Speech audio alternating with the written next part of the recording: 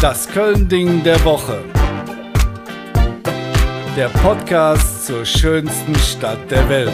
Präsentieren euch der Uli und der Frank.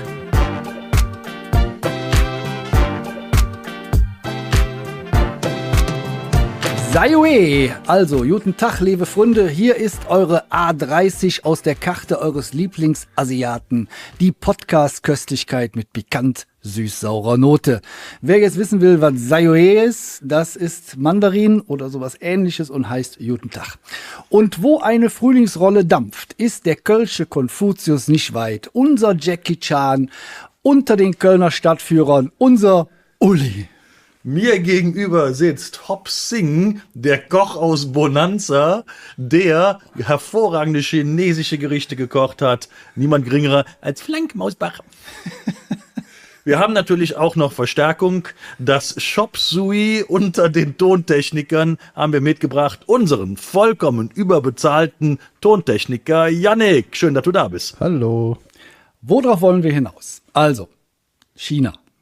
Peking ist Partnerstadt von Köln. Eine der 17, wenn ich richtig im Kopf habe. Anthony Modeste, oder wie wir sagen, Anthony Modeste, wechselte vom FC nach China. Die blauen Funken waren auch schon in China. Es gibt das China Light Festival im Zoo. Das Pascha soll Schleuserhafen und Herberge für chinesische Spione gewesen sein. Aber die Beziehungen zwischen Köln und China bestehen schon viel länger. Nicht wahr, lieber Uli?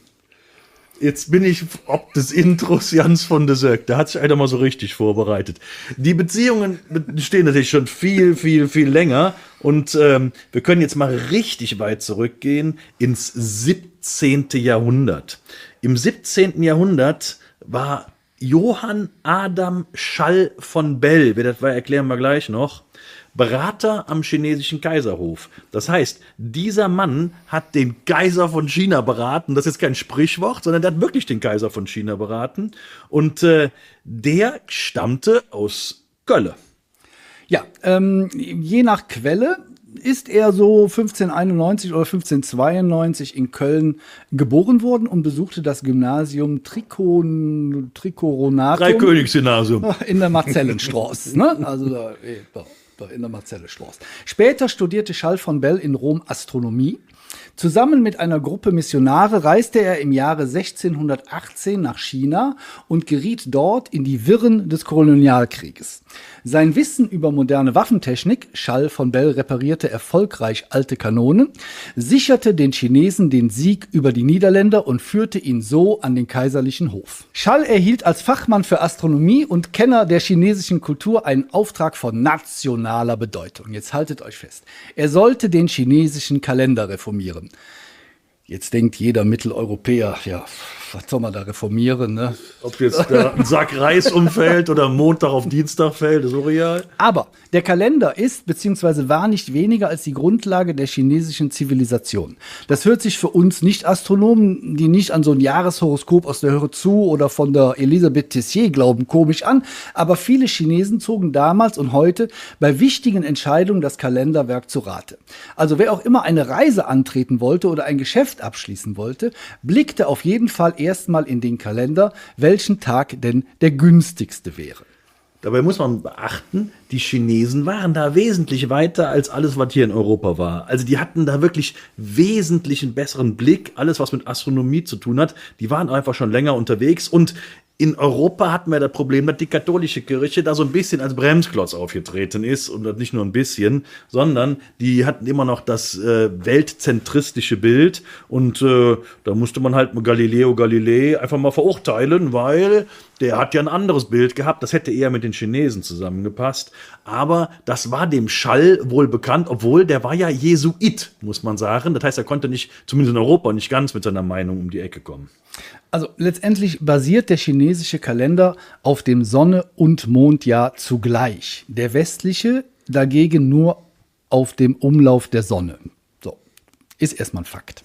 Zusammen mit einem Kollegen schloss sich Schall in ein Kämmerlein ein. Dort wurde angestrengt nachgedacht, berechnet, in die Sterne geschaut, hin und her überlad. Und 1635 wurde ein Ei bzw. ein Kalender mit Verbesserungen vorgelegt. Habe ich jetzt auch nur ansatzweise irgendeinen Plan, was da gemacht wurde? absolut nicht. Habe ich keine Ahnung von, habe ich mich auch noch nie mit beschäftigt. Aber von Bell war danach King of Peking-Ente in China. Der hat sogar die Ehrenbezeichnung, also so eine Art Medaille oder sowas, die Geheimnisse des Himmels ergründender Lehrer bekommen. Und insofern war der für den Königshof ganz, ganz vorne am Start, weil die Astronomie halt ein rieses Ding war, ne? Hätte alles gut sein können, ne? Wenn dann nicht der Kaiser gestorben wäre, also der Kaiser in China, 1661.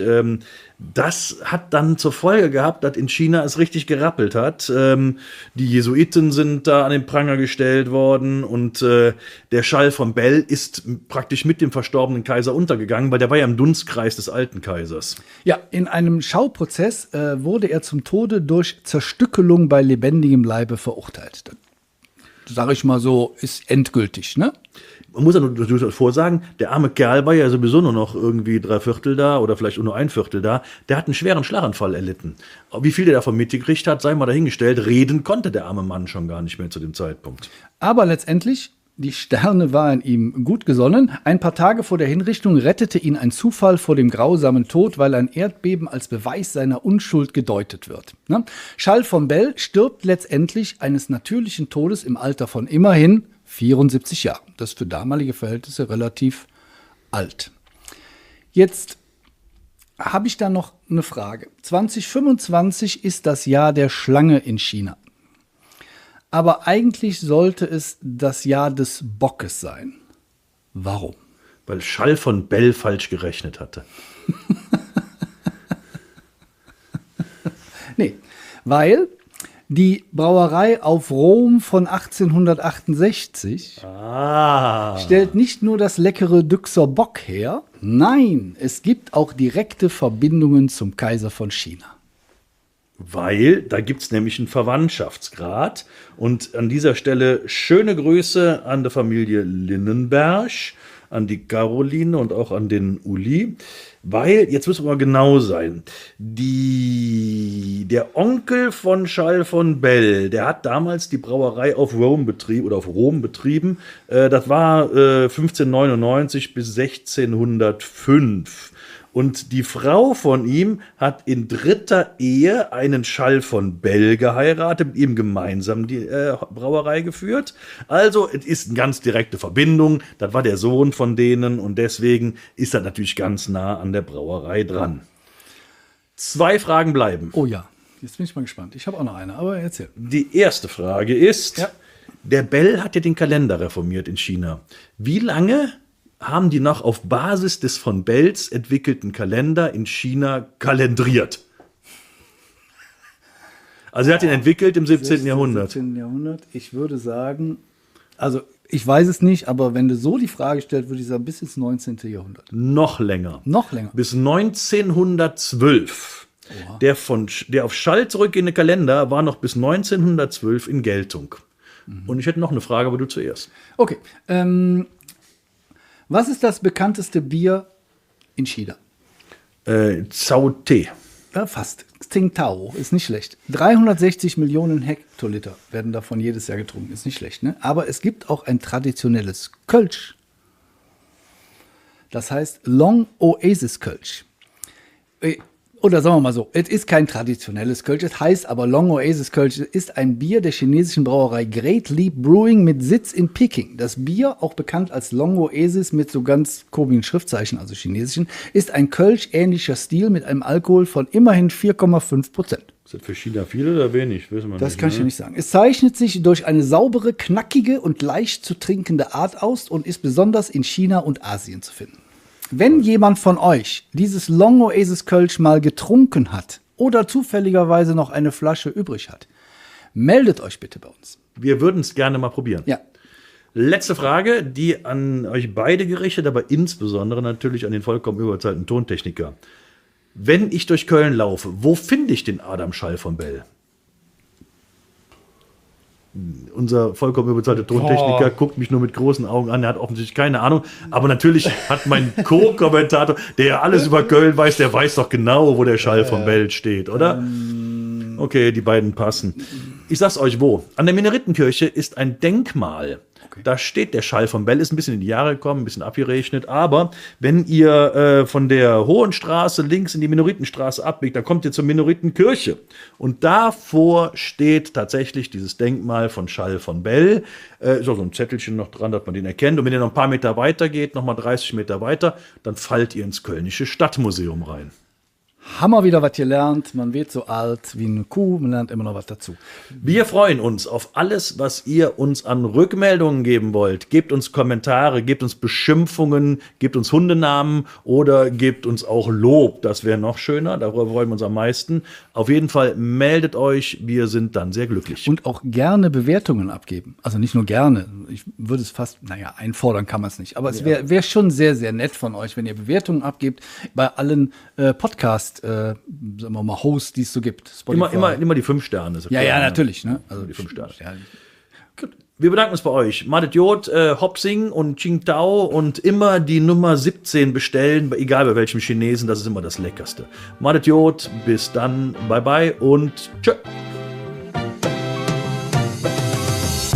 Das war die neueste Folge vom Köln-Ding der Woche und ich hoffe, es hat euch gefallen. Wenn ja, folgt uns auf Instagram und Facebook und auf TikTok. Da sind wir unter das Köln-Ding zu finden. Auch auf Podigy sind wir natürlich zu finden, weil es da unseren Podcast gibt. Und auf Spotify, Apple, RTL Plus, überall da, wo es Podcasts gibt.